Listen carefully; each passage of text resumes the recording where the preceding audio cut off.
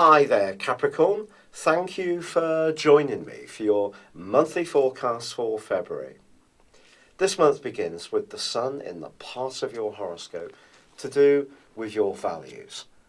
Now, initially, Mercury, the planet of communication, is still with you. Of course, it's been an extended transit because of the retrograde that occurred at the end of last year and into the start of this one, when it did, in fact, go back into the sign of Sagittarius. I feel the last month or 6 weeks has been a very vibrant time for you, an opportunity to really showcase your individuality and to take a firmer grip on your life direction. Now you can start to see what you've achieved. Things can really start to shape up for you, especially once Mercury relocates on the 7th to join with the Sun in the sign of Aquarius. It is true that on the 4th, Venus, the planet of love and affection, moves from the watery sign of Pisces into the fiery one of Aries, joining up with Mars. The two are going to be in this location for the rest of February, and I think it's possible that you can use your creativity to transform where you live or how you live there. Some goats may find themselves looking to redecorate. Others may be wanting to buy some new home furnishings. Or you may find that doing something creative in the comfort of your home or working closely with someone you're very familiar and at ease with also adds to this sense of growing well-being and putting your roots down and feeling the appreciation of security. Now, it's also true that on the 4th of this month there is a quarter moon.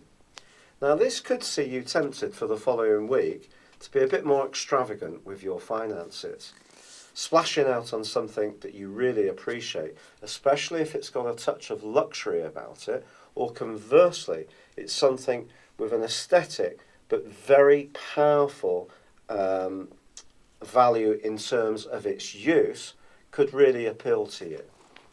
However, quarter moons can see us doing something that runs slightly against what's good for us. So just be aware, if you do feel a compulsion, just ask yourself the question, would it be really the right thing to do? Your attraction to sugar could be part of this in that one particular week. So anything that's calorific and gooey could really see your sense of virtue be challenged by temptation. Now, on the 6th, Jupiter is going to go into a retrograde. Jupiter is in a fantastic location for you right through to October the 11th this year. And the next 4 months, although it is going to be tracking backwards, don't believe for a minute that this means that you're not going to be fortunate in terms of your big goals and ambitions. You can be, but I think the retrograde in this transit situation is just reminding us all not to take Jupiter's virtues for granted. You're going to need to continue to work quietly behind the scenes. Your ruler, Saturn, is forging a brilliant angle to both Jupiter and also Uranus, but it is still anchored in a psychological area.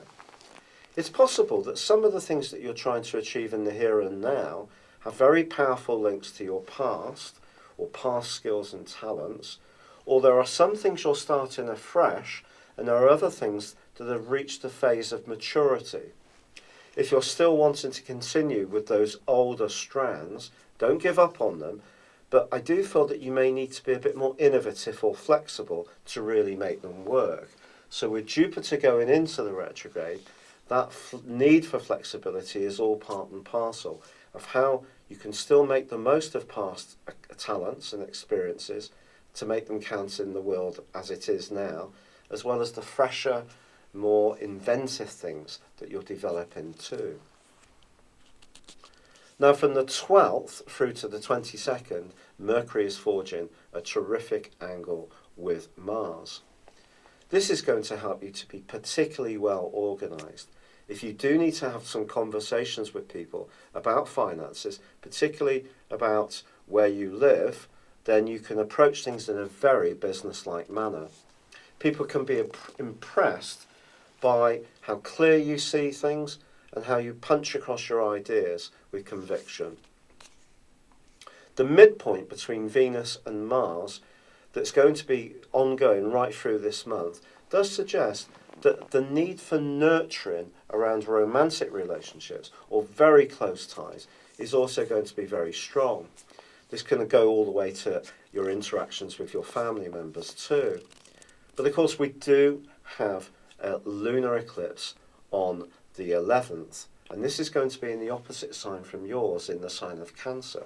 So what does this mean? I think it's possible that someone that you're interacting with or want to interact with may see things slightly differently to you. They may feel that you're being very single-minded about your agendas at the moment, and they may be trying to capture your attention a little bit more. But sometimes we have to really stick with what's important and not be too distracted. But a little bit of standing back and creating the space to have some time with special people is going to be as important as wanting them to be aware of your needs. So give and take can help you to marshal this lunar eclipse in a very positive way. The eclipse is also going to feed into the location of Uranus, Jupiter and Saturn in a very positive way too. And all this, I feel, over the next 6 months can see your financial situation or your value system be transformed very positively. But it may require your ideas to also go through a seamless, I feel, it's very possible it could be seamless, level of evolution. And this is going to pick up speed from the 18th when the Sun moves into Pisces. By the time Mercury moves into this location on the 26th, and there is also a solar eclipse which combines with Neptune, I think your ideas are really going to be in full flow. In fact, you're going to have a fantastic amount of inspiration which is going to drive you along in the following half year. These eclipses are going to be working as a pair. So the ideas you have can help you to create a greater sense of security if you're financially successful.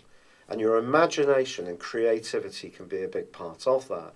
But this is where your core characteristics are really going to help you. Because some people may get, not Capricorns necessarily, but some people may get swept away a little bit, especially with Mercury in an opposition to the North Node as the month comes to a close, and that role of Neptune. Because it's a very mutable, flowing set of influences. It's called succedent influences. And these can make it difficult to have stable plans. But your natural tendency to be very grounded, businesslike, and resourceful can help you to be both creative but open-minded to the possibilities to improve your lot. So you can have it all. And the application that you show over the next 6 months can be quite incredible. But also be open around relationships too, because the lunar eclipse is about how you relate at an intimate level, how you feel about being up close and personal and sharing some of the key elements of yourself, your life and your resources. But the sun and the solar eclipse is very much about how you communicate all that. So that the earthier area can go with the area, but you'll have to work at it. But I feel that you have all the capabilities to do that. And Saturn, your ruler, is there in the background, helping to steer you and protect you at all times. It's been a real pleasure being with you. Thank you for joining me. Good luck, and goodbye for now.